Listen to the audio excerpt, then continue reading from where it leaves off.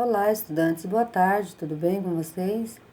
Hoje nós falaremos sobre a terceira geração modernista, terceira fase do modernismo, mais conhecida como geração de 45 ou fase pós-modernista. Ela representa o último momento do movimento modernista no Brasil.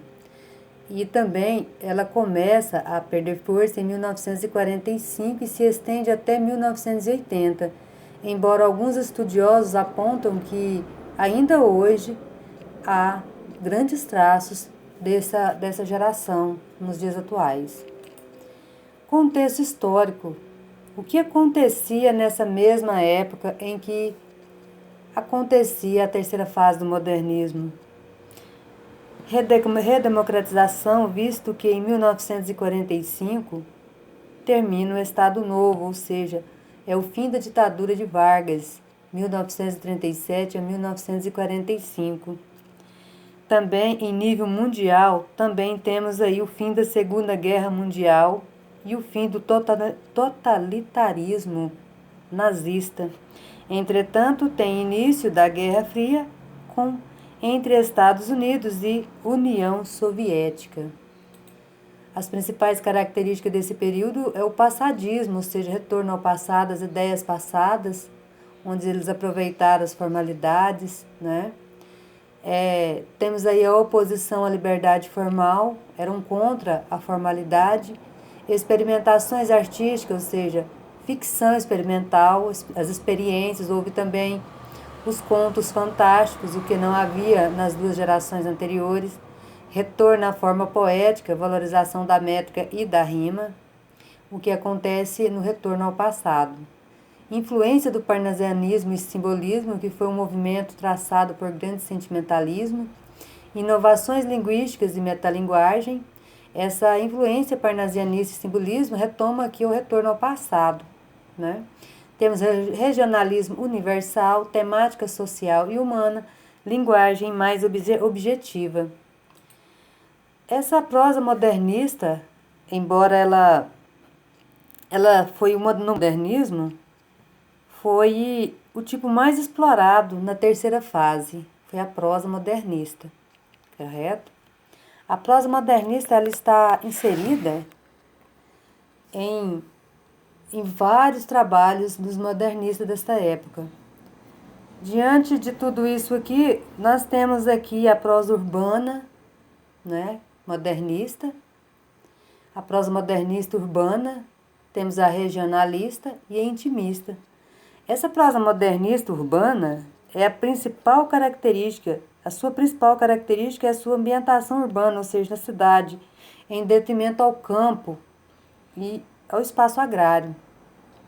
Tivemos também a prosa regionalista, com Guimarães Rosa, onde os aspectos do campo são, a maioria das vezes, muito abordados na vida agrária, a fala coloquial e regionalista já é colocada em destaque com as palavras de Guimarães Rosa, assim como na urbana a Lígia Fagundes Telles. Nós temos a prosa intimista também, bastante determinada pela Clarice e também pela Lígia Fagundes Telles. Essa prosa intimista era determinada pela exploração de temas humanos e, portanto, é mais íntima, mais psicológica, mais objetiva, mais eu. Tal qual aquele livro que a gente está lendo da Clarice, nós vemos isso aí muito, essa poesia psicológica e subjetiva dela nos trabalhos que nós estamos lendo aí na última obra, Hora da Estrela.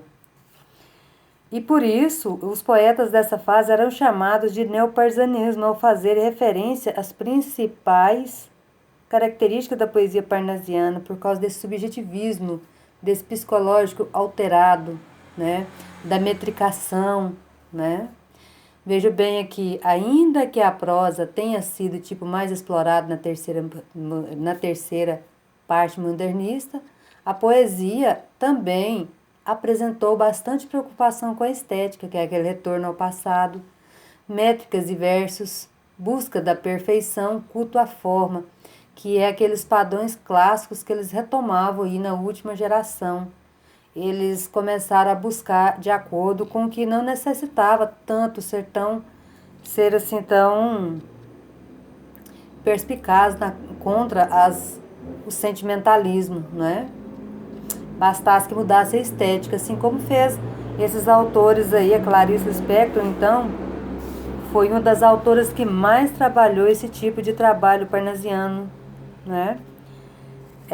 Temos aqui os autores e obras dessa época. João Cabral de Melo Neto, conhecido como poeta engenheiro, se destacou na prosa e também na poesia pelo rigor estético apresentado em suas obras.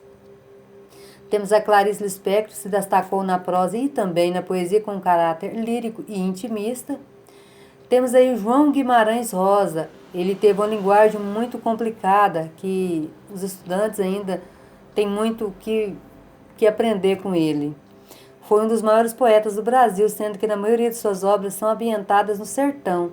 Destaca-se Sagarana, Corpo de Baile, Grande Sertão Veredas, a obra mais falada e conhecida dele.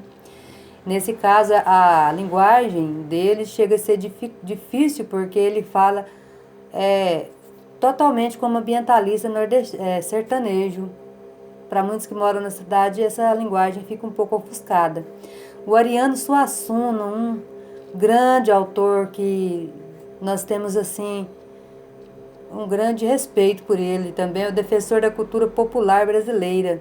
Suassuna escreveu romances como peças de teatro, dos quais se destacam Os Homens de Barro, autor de João da Cruz, O Rico e o Avarento, O Alto da Compadecida, obra conhecidíssima, que até hoje nós assistimos na TV e não cansamos de ver, né? Muito divertidas. Inclusive, Ariano Suassuna é um grande defensor da alegria, do riso, né? E a Lígia Fagundes Telles, ela escreveu romances, contos, poesias, sendo uma de suas marcas a exploração psicológica das personagens em sua obra como Ciranda de Pedra, Verão do Aquário, Artes do Baile, As Meninas, Artes do Baile Selvagem e aí por diante. Então, meninos, eu espero ter ajudado vocês a fazer essas atividades, e qualquer dúvida me procurem no meu privado para a gente sanar as verdadeiras questões, as dúvidas que ficaram, tá bom?